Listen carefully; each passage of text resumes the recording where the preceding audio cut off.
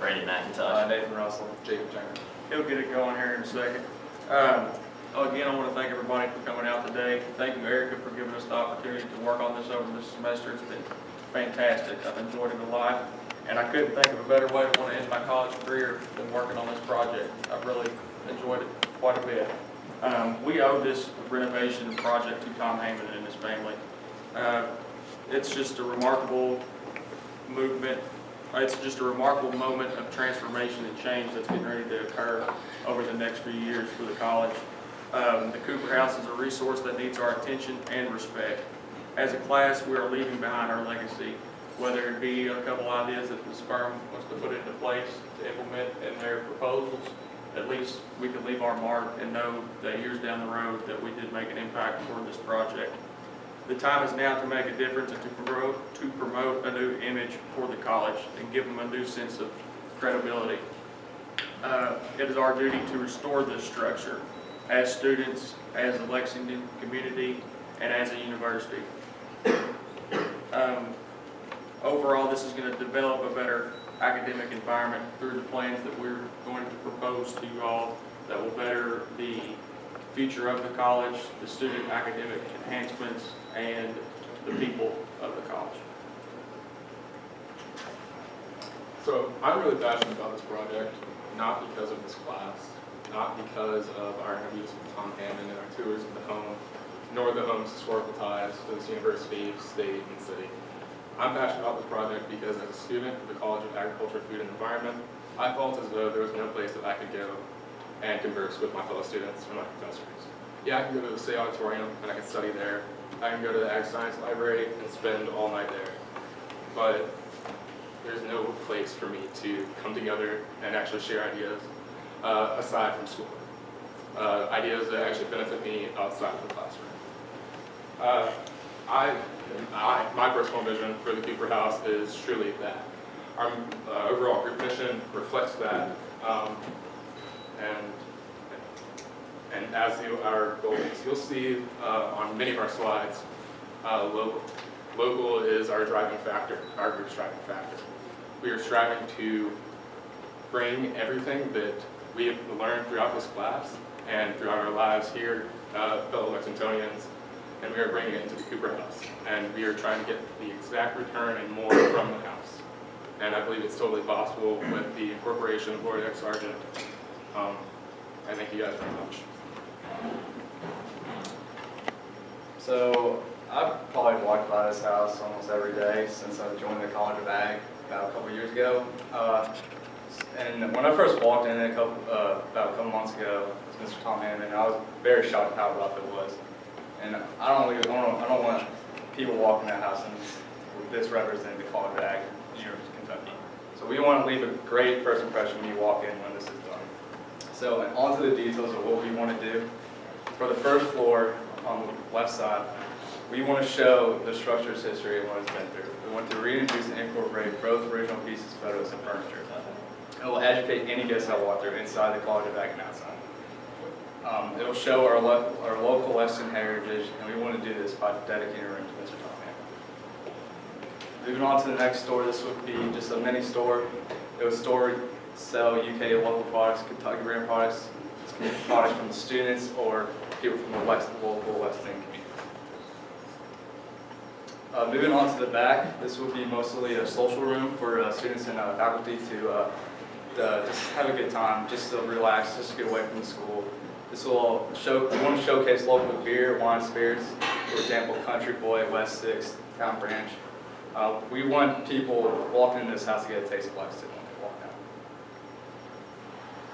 As we move up to the spiral staircase to the second floor, this will be mostly a kitchen and classroom. During the day, it'll be classes, and during the night, it'll be brewing seminars and viewings. People want to go to the brewing ceremony. They don't have to be a student. They can be people that live with us and they're interested in it. And that students that are interested in these brewing seminars, maybe we can in the near future bring the university new brewing. Continue your way up the staircase, you make your way up to the third floor. This is a small floor that doesn't have a lot of space, but it can be utilized as an academic learning area with different meeting rooms and study rooms for students and faculty to come together. From the top of the building, we go all the way to the bottom. The basement has low ceilings, which create an unideal place for regular traffic at the Cooper House, but it can serve other purposes. We imagine a wine cellar in the basement that houses UK wines and local wines. So imagine you're sitting on the first floor at the bar, you grab a glass of wine, you're sipping on it, and the bartender starts talking to you about new wines that are coming in from a local vineyard or from UK students. Well, we plan on having a student-led tour at the Cooper House that takes you through the basement into the cellar, and they can educate you and talk to you about the different wines and different products that we have available. Creating this connection between the customers, the university, and the community will help the Cooper House flourish and create a great image and lasting impression. The second aspect of the basement is a meat hanging / aging room. Some of the food that is going to be served up on the first floor comes from the UK animal and food science students. So this would just be another aspect of the tour through the basement for people that are curious how their snacks or treats that they had upstairs were created or where they came from. Now stepping outside of the Cooper House, as Tom Hammond mentioned, we'd love to have a beautiful garden in the back in the image of his grandfather with the rose arch entrance going into it. So planting a garden in the back would be a great way to remember the history of this home. The most important part would be the beautiful rose archway that is the entrance to your flower and vegetable garden, which would be student maintained and student run, which is another way to connect different departments of the College of Ag to the Cooper House, such as the horticulture department and the landscape architect department. The last item outside would be an addition of a state-of-the-art auditorium. This would be an area students and faculty can utilize during the day for different classes, and in the evenings it can host different events by faculty members or by student clubs or organizations that would also utilize the Cooper House. So we now have this lovely space next to a new auditorium that people can come in for a cocktail hour or hors d'oeuvres or just a social setting that's beneficial to both the auditorium and the Cooper House. Now, I'd just about be willing to bet that everyone in this room, if not everyone, has a smartphone. And on that smartphone, you probably have a few applications. I know out of curiosity, I was looking on my phone this morning. I had over 30 applications that I downloaded. It just says a lot about the time that we live in. Applications are a huge part of our everyday life. And with that, I mean, pretty much if you want to order food these days, there's an app for that.